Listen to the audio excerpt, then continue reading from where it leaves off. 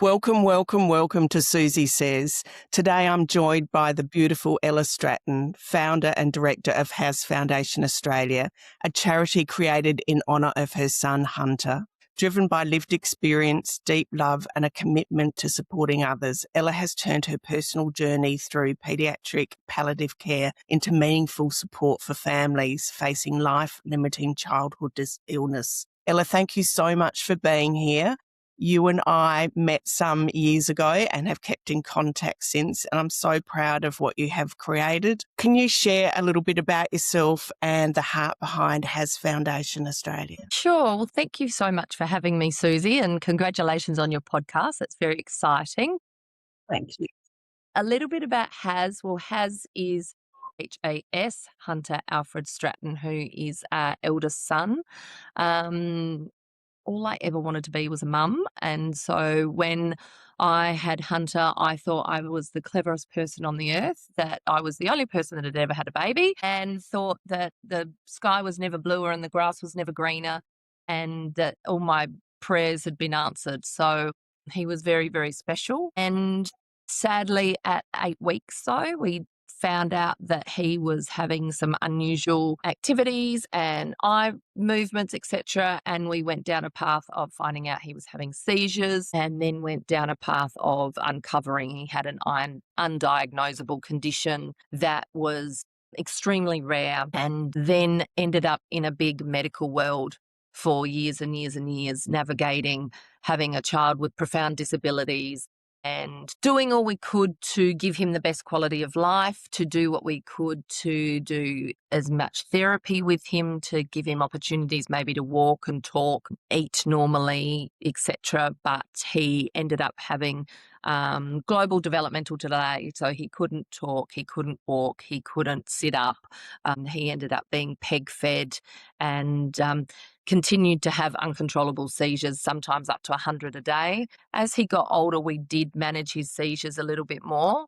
So he did have less and less seizures through diet and, a lot of management. But sadly, at the age of nearly 12, he lost his battle and his fight and passed away. And he lived a very full life for a little guy that couldn't do a lot. And thanks to my husband, who I call Captain Adventure, he made sure we created as many memories and moments, and we had 2 other boys as well. So we wanted to make sure we did all we could in having a wonderful childhood for them, but also doing all we could with Hunter, because we knew that he wouldn't make old bones, sadly. And after he passed away, as you know, grief takes everything out of you. So I kind of sat in a fog for a good 3 years. And after that time, and again, my action-orientated husband really wanted to put something in place in Hunter's honour and memory, but we didn't know how it was going to evolve, and we didn't know what it was going to look like. But we started the foundation because we knew we wanted to do something in his honour and make his life mean something. And we knew we wanted to focus on pediatric palliative care because we could see that that was a really under-resourced area and an area that wasn't fully understood, but it was a huge support to us in that last nearly 3 years of Hunter's life being in the palliative care service. And so we wanted to focus our attention on there, and that's where Has Foundation was born nearly 9 years ago. Amazing. Absolutely amazing. That would have been so overwhelming for you as a young mum. Obviously, as you said, the sky was blue, the grass was green, it was great. So everything really radically changed and impacting on your other boys as well. So incredible that you've done. I know one thing that sticks with me is your motto was live for the moment, love for a lifetime. And I love that. It's so powerful. How did you come up with that? We were really fortunate when we started the foundation to have a agency help support us with our branding and with our values and how it was going to look. We sort of put everything out on paper about what we wanted and how we wanted to support people, and all of the values that we held true for Hunter, and the acronym that we actually have, which is the HUNTER, with all of the values that we stand by. We actually created for his funeral, and everybody was given bookmarks with that on there. So I guess it evolved from all of that, and the live for the moment, love for a lifetime evolved from working with them, putting all of that onto a million post-it notes, and together we all came up with the live for the moment. And it's very much what we stand by. And I think reflecting back on the life that we had with Hunter, as much as you think about all the medical times and all the hospital times, and you think about all the time spent at home, what we really remember and focus on, and when you look at all the photos and all the memories you have, it's all those adventures that we did. And for a little guy that couldn't walk or talk and was in a wheelchair, we dragged him everywhere. So he was on jet boats, he was on quad bikes. We took him to Queensland a few times, to Sydney. We caravaned the Great Ocean Road. He went out on the Great Barrier Reef on the Quicksilver boat. We did so many things with him because, again, thanks to my husband, because I was very nervous and scared to take him anywhere. But I'm so grateful that we made the effort to do all of those things, because they're the most precious memories that we have of our three boys together, creating those moments and living for the moment. Yeah. Because you love for a lifetime. So I guess that's how we lived. So it seemed fitting, the words for our motto. Yeah, and it is. It's very, very powerful words. Tell us a little bit more about Hunter. He was the most divine human being. He had the most beautiful nature. And again, I explain it to people that, when you have a newborn baby, you learn their cries, you learn their body movements, you learn their ways that they communicate with you before they learn to speak. And so for Hunter and I, spending nearly 12 years together in that state, we knew each other so well, and I knew him so well, even though he wasn't able to communicate. He was just the most calmest soul. His energy was just really, really beautiful. People were really attracted to come to him. He was very calm.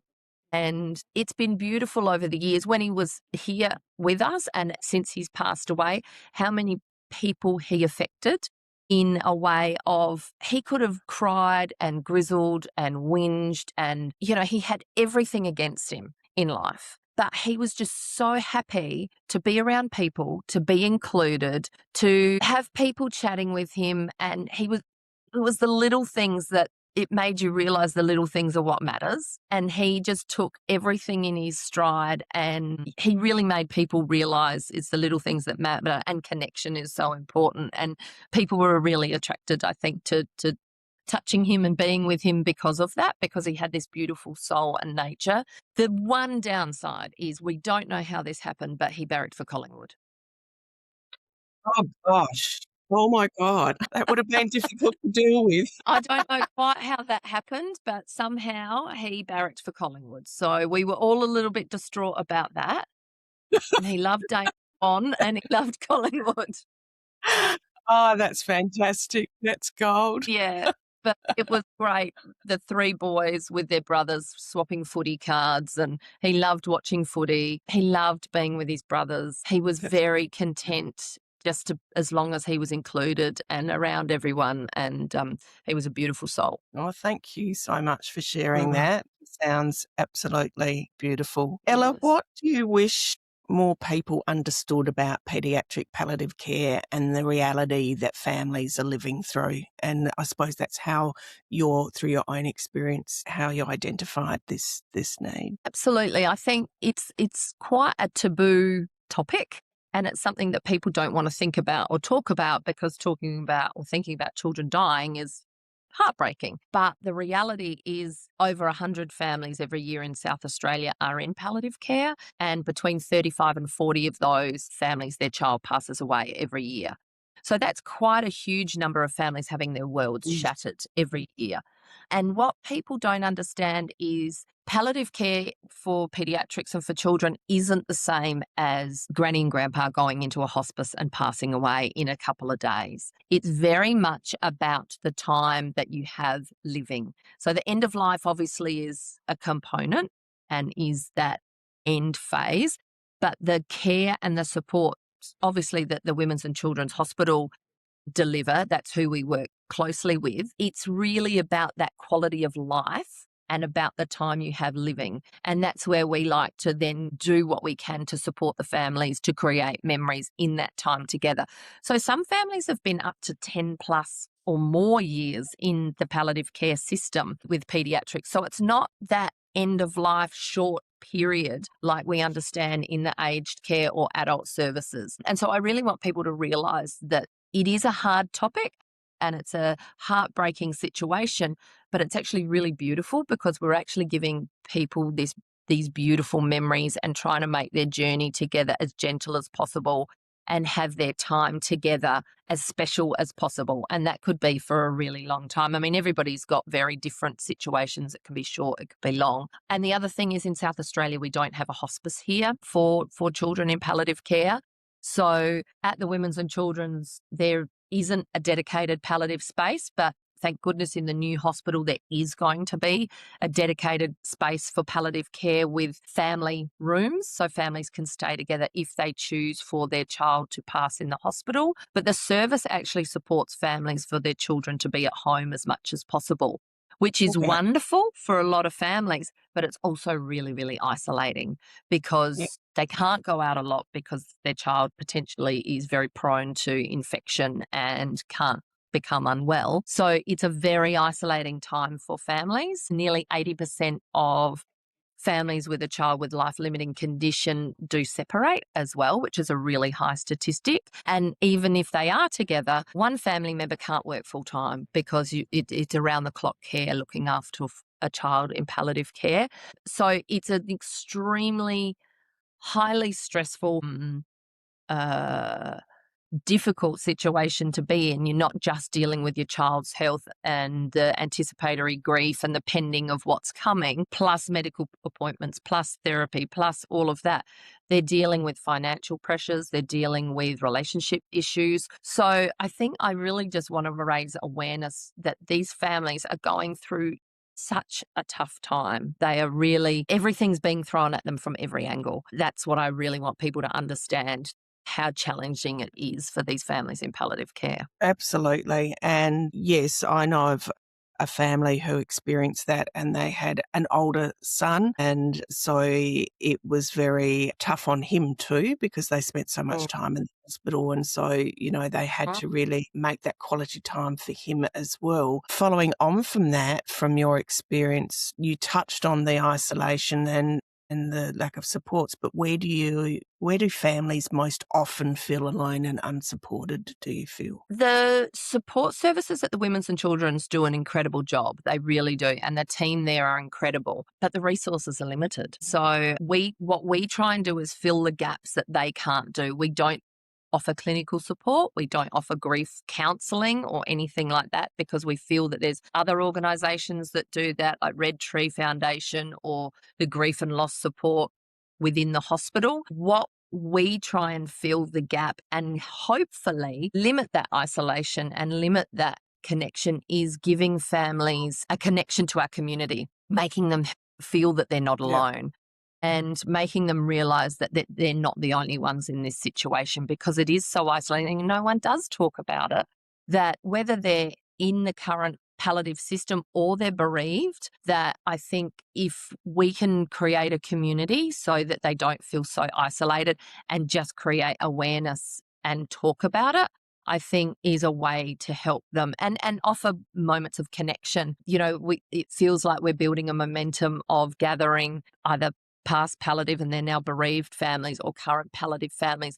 They come to our events or we have a community walk or even just a community online that share information and things like that, that we hope that we can just shift a little bit of that feeling of isolation, that stories are shared just so they don't feel so alone because the days are long, the nights are long. Yeah, and I find, Ella, through the work I do, as my workbench for the mind and my grief support is not clinical. However, it's so empowering for people because a lot of my feedback is that they don't feel so alone. It's not going to take their pain and their stress and grief away. I feel that knowing that they're not alone eases that self-talk and that pressure they put on themselves. Maybe. Absolutely. And we run bereaved workshops for mums, and we will be starting later in the year a event for bereaved dads also. And we're finding that the support services out there do an incredible job, but within the hospital, it's only up to 2 years after bereavement. And as you and I know, I think that that's about when the numbness stops and it kicks into gear, that you really start to feel everything and your grief is next level at that point. And that's when a lot of the services stop. So there are other organisations that people can reach out to, and obviously Lifeline and all of those wonderful supports, or your general practitioner and things like that. But what we're trying to do in our workshops, a bit like what you do, is help people in between those appointments, because Yeah. often you can have an appointment, but you're at home in the middle of feeling really griefy and stressed and extremely down, and you've got an appointment in 2 weeks' time. What do you do now? What's in your Yes. toolbox to support yourself? So we teach some Yeah. breath work, we teach meditation, journaling, so that they've got some tools that they can actually support themselves. So we're trying to complement the clinical services that we Yes. can, and empower the bereaved parents to feel that they can have some tools to be able to support themselves a little bit as well. Absolutely. And I experienced that very much with Workbench for the Mind. In the early days, there was a lot of people saying that it's, what are your qualifications? You're not a psychologist. And it's like, I don't claim to be, Yeah, but what I provide is the stepping stone. So I'm actually, as you said, I'm actually supporting their work, but giving people the tools that you can ownership of your own mental narrative. So while you're yes, waiting to get the professional support. So yeah, correct. that's Yeah. awesome.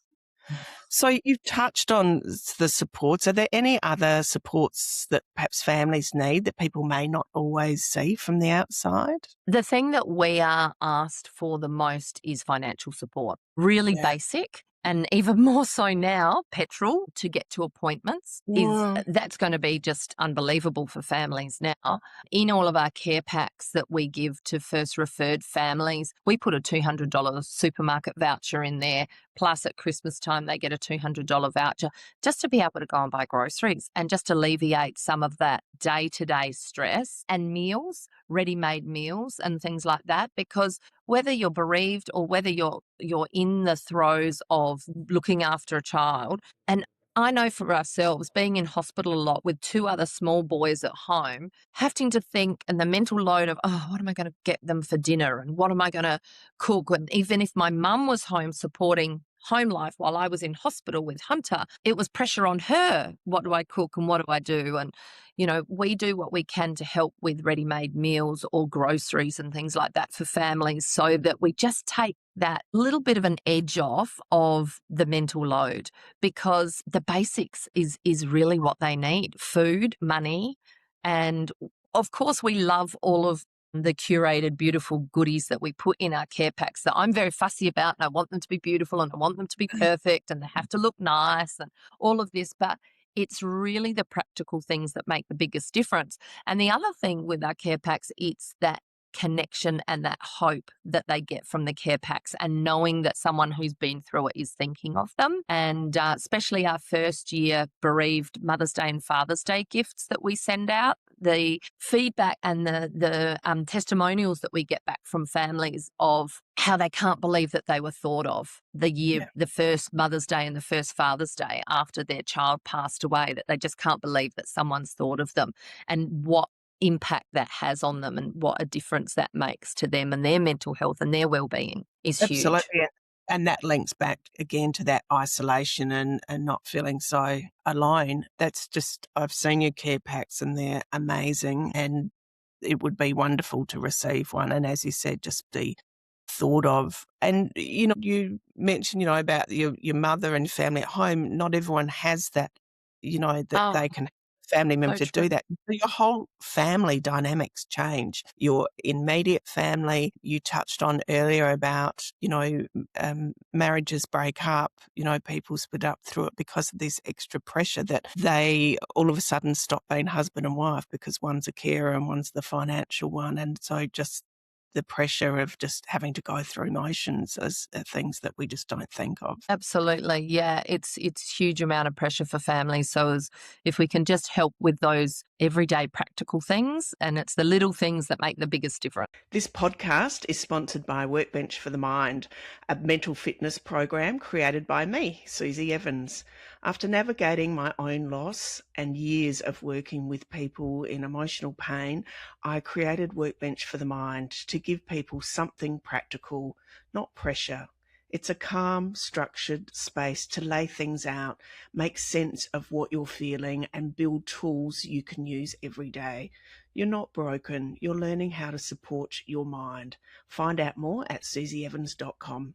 Is there, absolutely, following on from that, is there a moment or a story or a couple of moments that you're able to share that based on that reminded you that this work is really making a difference? We received an email at Christmas time. So we sent over 105 Christmas sacks out over Christmas to across South Australia to all current palliative families. And these sacks, they are full to the brim of toys, games, Christmas gifts, Christmas activities like a gingerbread house they can build, pudding, all the goodies in there.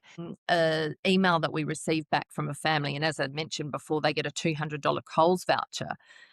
Other child, not her palliative child, but her other child's birthday was in January after Christmas. And she said that that voucher, knowing that that's there, not for Christmas, but to use for the child's birthday after Christmas, to be able to have a birthday party for that child, was such a godsend, and that they were so grateful to be able to have that. So that something just as small as a $200, which is not small, it's a big thing, but a gift voucher, how that was able to give that child a fun birthday, and they were able to put on a birthday party for her and get some food and make sure that they had some security around doing that, because everybody's tight after Christmas financially. So that was a really lovely email to receive. We do get some lovely emails from families. We had a dad last year email who had received one of our Father's Day gifts, and he couldn't believe that he'd been thought of. And he was actually a foster dad. So pretty incredible human to be fostering a palliative child. But he was bereaved, but was so in awe of the quality of items that he was sent, but also that he was thought of at Father's Day. And I think it's just so lovely to know that people feel thought of, connected, and not forgotten, and their child's not forgotten either, I think is really, really important. So it's wonderful, all the little touch points that we get with families. We've put on a 16th birthday once before. Balloons and cake and presents and things across the road from the hospital. We helped the palliative team support them financially and help organise a big balloon arch of colourful balloons for a 16th birthday party, and it was before her 16th birthday, because she probably wouldn't have made the date of her actual 16th birthday. So things like that to create memories and moments for families, that's wonderful feedback, and that's what we do it for. Absolutely. And Ella, your warmth and compassion is just oozes from you. I think Hunter can see very much where he got his beautiful soul from. How has your own journey shaped the way you lead with such warmth and compassion? I've had to learn a lot, and that was a big factor for myself, and that's where you and I met, was at the Lead ID workshop. And when I came about starting to work in this space and run a foundation, I'd been a stay-at-home mum for 15, 16 years. I hadn't worked for a very long time, and before that I was in fashion and retail, and I hadn't ever worked in a career or went to uni or any of those things. So I was feeling like the biggest imposter. I felt as if I had no idea what I was doing. And I was really searching for someone to give me all the answers. And I stumbled across the Lead ID course. And the answers that it gave me through Tamsin and Amy were, you don't have to have all the answers. And you have to just understand who you are and what your mission is and your values, and find really good people to help you. And it was like, I feel so much better, because I thought I had to learn everything. And I felt like I was such a dummy because I hadn't gone to uni and I didn't have a business degree or a everything degree. And I think that was the biggest thing that taught me how to lead, was actually being okay with not knowing everything and being able to tap into asking for help and really good people around you. And the other thing is, for me, Hunter leads everything. And I feel that he's morphed into the foundation now. And so I feel really connected to him.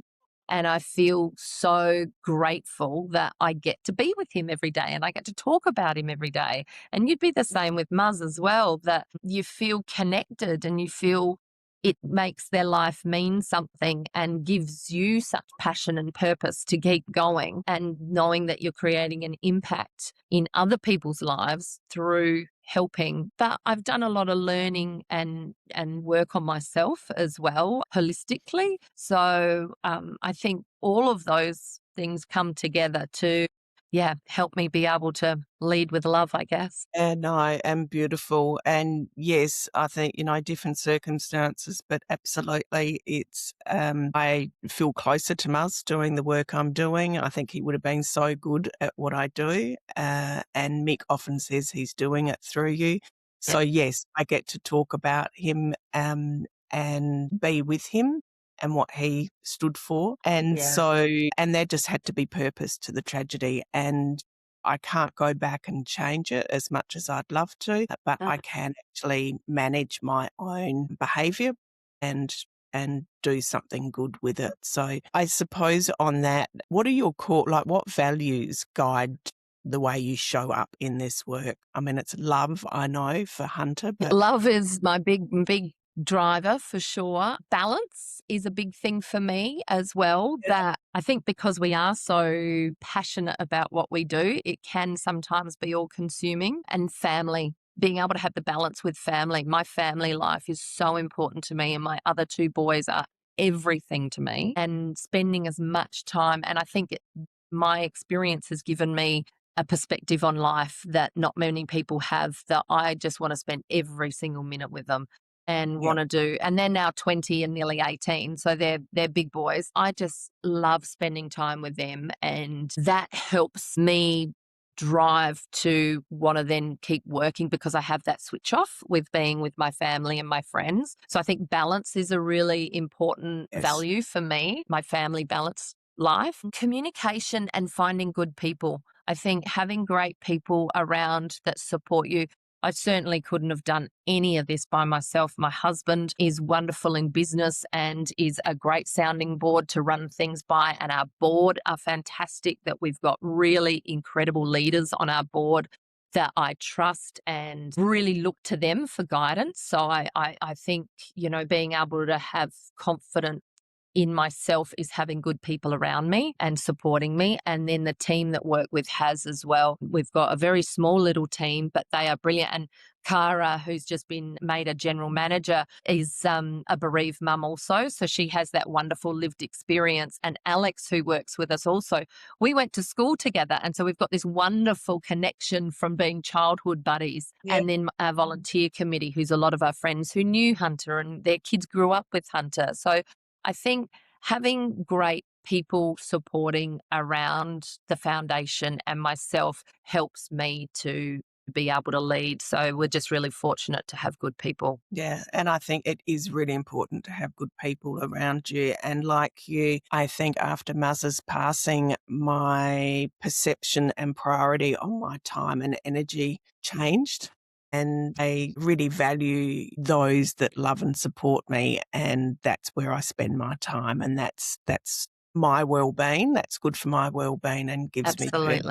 So what would you say, Ella, to a family who's perhaps walking through one of the hardest seasons of their life right now, whether it be palliative care of a child or... Yeah, I think, what would I say? I think to be able to, it's so hard to know. Everybody's situation is so different.